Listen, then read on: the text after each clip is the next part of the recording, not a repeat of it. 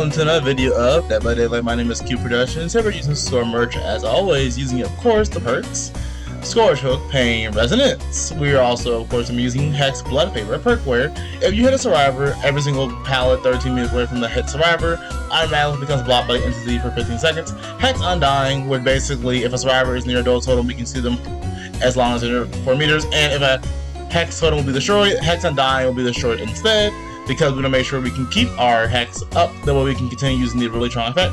And last, we have Claustrophobia, the perk we're showcasing in this video.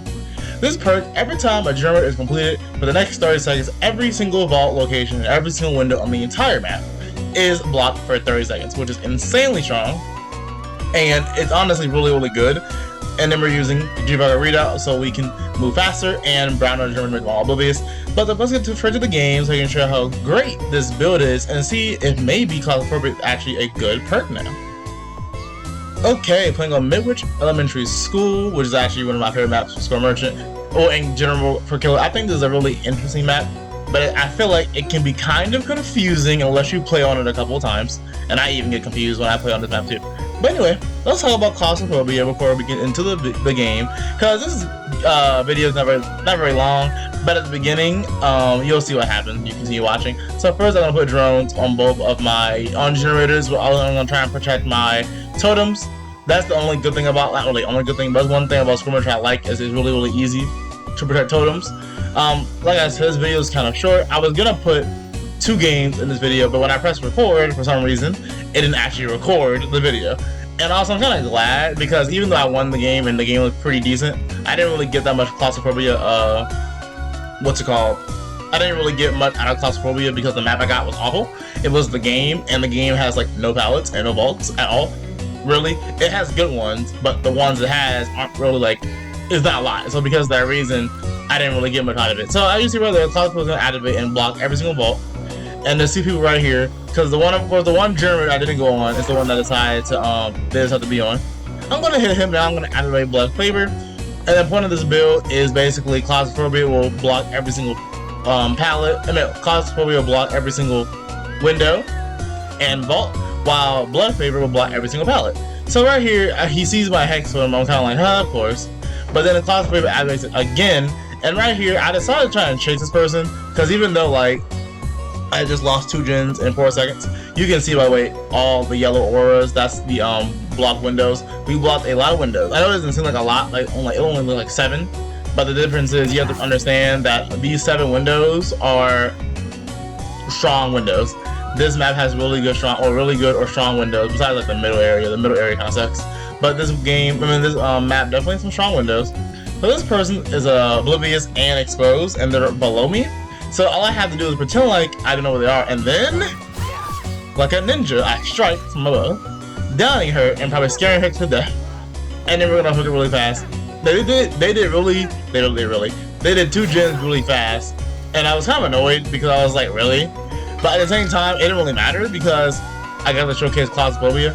The problem is I didn't really get much value out of it, because even though I showcased it, they still were able to, they were still able to run away to a safe pallet, so Hex Blood Paper didn't even work, and I was kind of mad. That's the only reason why I don't use Hex Blood Paper. I do like these new perk trainers, by the way, because in case you don't know, there's a little series I'm doing where I'm using all of the newly buffed perks, and I'm going to use them on Score Merchant because I only play Score Merchant. Well, I don't only play Score Merchant, but all the videos I make, I mainly play Score Merchant, so because of that reason, you're going to see me do the Score Merchant. I'm going to chase this guy again. This is Jake. But this time I'm going to chase him, but I don't want to break this pallet because I feel like I can hit him on this pallet. But I'm like, I realize now that at this point, there's no way I'm going to be able to hit this guy on this pallet. Even if he vaults it 7 billion times, I cannot hit him on this pallet because this pallet is just too strong. So I'm just like, I will hit you eventually. I will do it. I will make it my mission to hit him. But nope, you just can't do it on this pallet. It is not possible with Score Merchant. But I really want to try, so no matter what I do, I just keep trying anyway. Even though I know the result is not going to end well. But because of Bloodlust, we were able to hit him. And then, instead of me destroying the pallet like a smart person, I go towards this, over here, where I see these 2 people, because basically I'm like, oh, you're exposed and you're oblivious. There's no way you're going to be able to get out of here alive. I go after the person who's injured, even though I should have got the person who's not injured, because then it would have been smarter. But this person I thought they were gonna vault the window because they're oblivious and don't know where I'm coming from. But no, they decided to continue running in this direction. So I'm like, okay. So then I'm gonna go over here, and then I was gonna break that wall, but I felt like if I broke the wall, it'd be kind of obvious.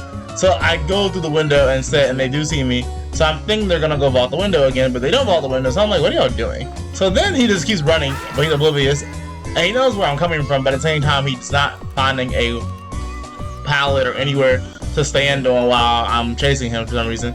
So then I go back over here just to make sure no one's on my drone, on my totem, and then I realize there's someone on my totem. So I'm like, oh, you're dying, Nicolas Cage. Sorry, and I have to die immediately because of the fact that basically I'm trying to come back from this really bad beginning. Even though honestly, losing 2 gens is not that big of a deal with Score Merchant. And here you don't really know, Score Merchant excels at the end game.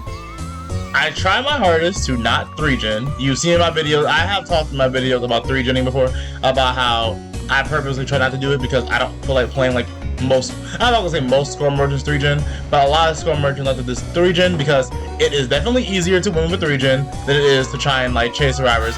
Score Merchant is not good at chasing, even though I make builds that purposely are good at chasing. Like if you look at my last videos, I use this build that's really good in my opinion called, it's Hex, no it's not, it's Scourge Hook, Pain Resonance, Pop Goes the Weasel, Nowhere to Hide, and Desolation. The first 3 perks are good because it basically gives me, the first 2 perks, protect gens. The 3rd perk, Nowhere to Hide, lets me locate survivors that are near gens. And then the 5th and the 4th perk lets me be able to, break pallets and chase to make it easier for Score Merchants to win and chase.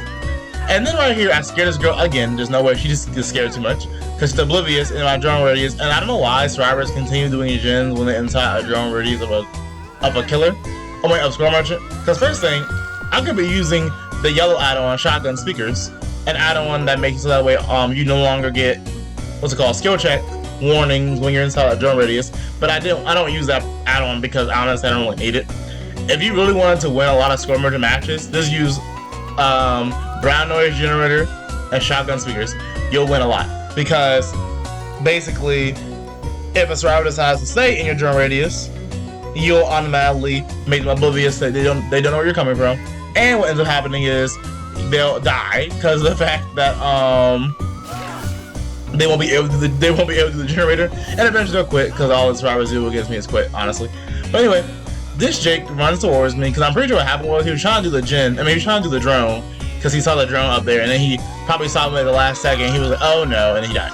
Like, this map is really good with Score Merchant because making survivors oblivious makes it really hard for them to tell where you're coming from because you can come from literally 4 different directions. Top behind them, top in front of them, bottom behind them, bottom in front of them. It's just, you can come in different directions. That sounds really weird, but you can come from different directions, and as a result, it's hard for survivors to be able to figure out where you're coming from.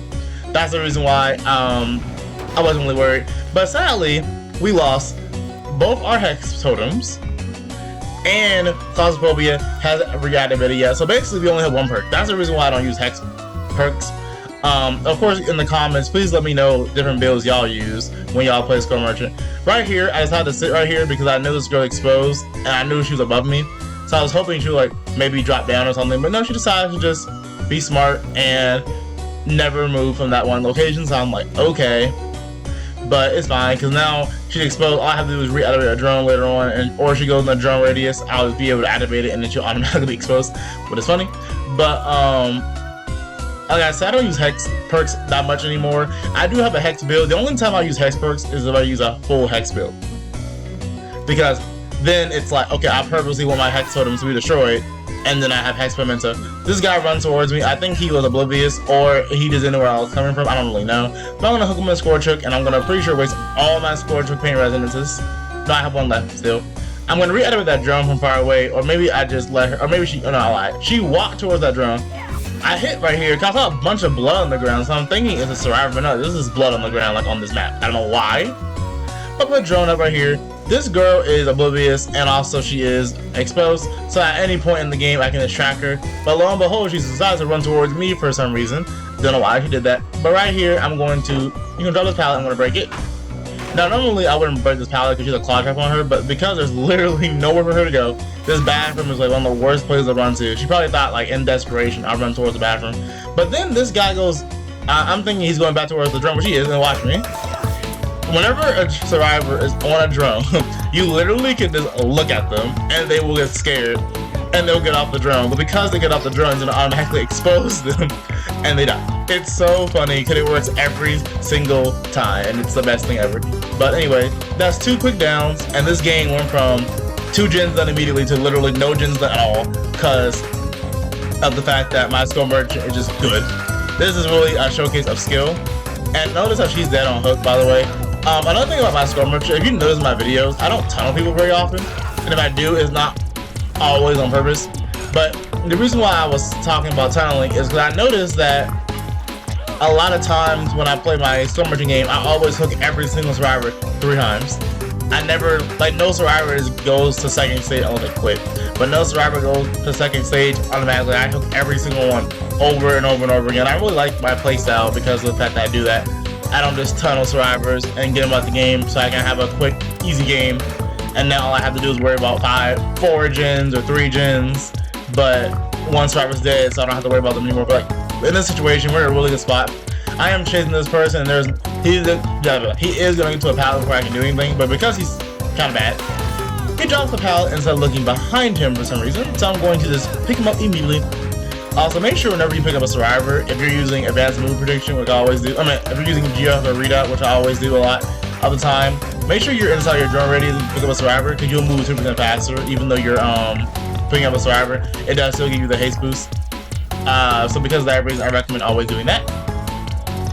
So this person is oblivious. I'm going to drop down here. And like I said, on this map, when they're oblivious, you can come from any direction and they'll get scared. So this guy doesn't know where I'm coming from because he's oblivious. It is just the funniest thing. So I'm like, well, I better chase this guy, but I'm like, nope. So like, literally, I got like 5 downs because people get scared and don't know where you're coming from on this map. It's so funny. And that's why I told y'all in my videos that drone placement is extremely important when you play Score Merchant. Putting a drone on the top floor, that way it covers the top and bottom floor. Putting a drone on the bottom floor, that way it covers the top and bottom floor. Putting a drone in the basement so it covers everything. It's extremely strong and important to make sure you understand drone placement. I recommend putting drones in the opposite direction of gens. So like right here, I put this drone at the bottom next towards the gen. But if I really wanted to, I would have rather put the drone on the top floor. That way it protects that gen. But in order for the survivors to be able to do the gen safely, they need to go on the top floor to get rid of the drone, which wastes time and also gives them off the gen. So that is what I would normally do. But anyway, sadly the last survivor got the hatch, which is fine. I don't really care about that. But that was the game of Claustrophobia. I'm planning on doing another game of Claustrophobia because even though I had fun using the perk, I didn't really get to showcase it off that much. Like it showed what it did. It blocked every single vault for 30 seconds twice. But I didn't like chase the survivor during that time, or I didn't get any ability or value out of it. It is kind of like, oh, the vault is blocked. So I do want to showcase it more, but that is the reason why I'm showing the last part of the video, where basically I want to talk about Claustrophobia and its viability. Claustrophobia is one of those perks that has a really strong effect, but the effect is extremely hard to use.